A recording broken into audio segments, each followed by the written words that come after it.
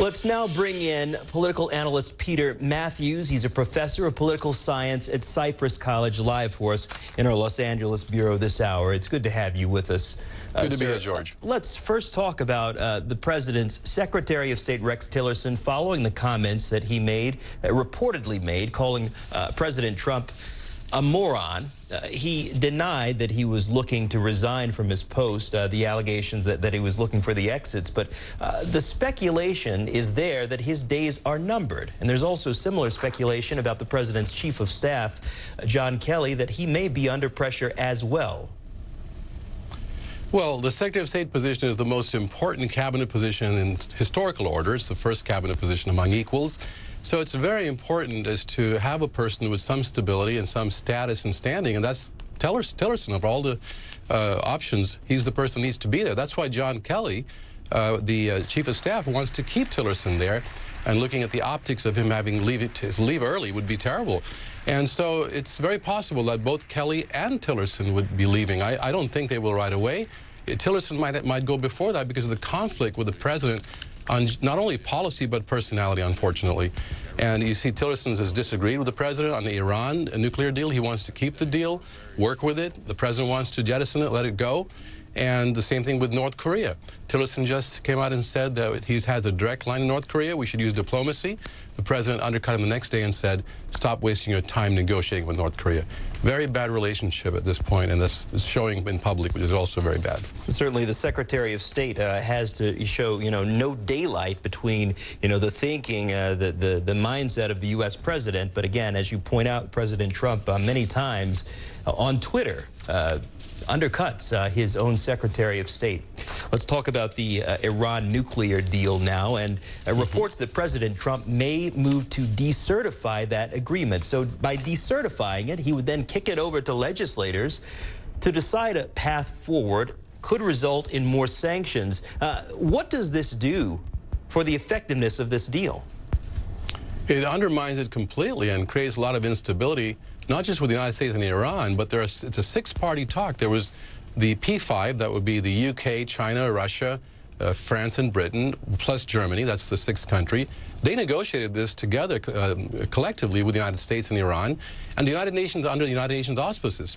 The UN is involved in it because the IAEA, that's the inspection agency of the United Nations, actually is involved with inspecting, and they accomplished a lot because Iran allowed the inspections to come in, and Iran agreed to stop its plutonium production, to put that under freeze.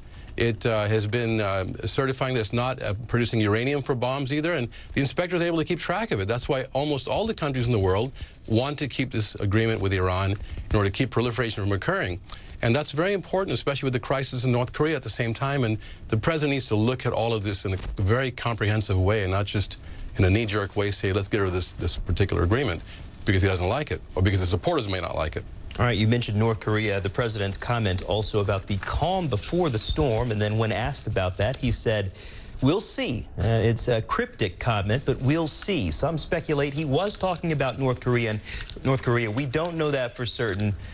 But is this President Trump's style to say things like, we'll see, because clearly he's done this before on major issues? As you'll take a look here, we can talk about it in a moment.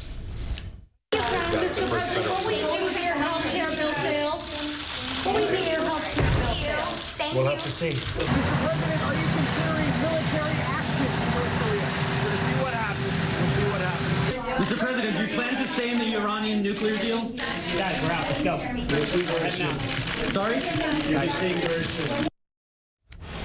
So that comment, we'll see. We've seen that before on major issues. The president known for making off-the-cuff remarks on these major complex topics. What impact does that have on the significance of whatever he's talking about? Because of the uncertainty it's creating, when you say we'll see, the other countries, including our competitors, North Korea, others, don't know what he means by that. And when you have uncertainty and miscalculation can arise, you could have a war begin. And this is a danger. As Barbara Tuchman, the great American historian, said, World War I began through miscalculation.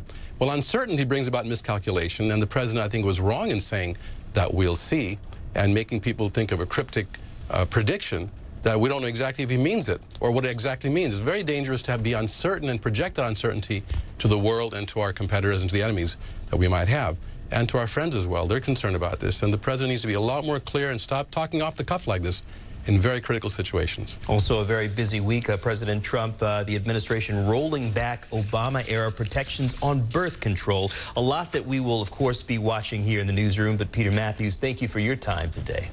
Thank you. Good to be with you.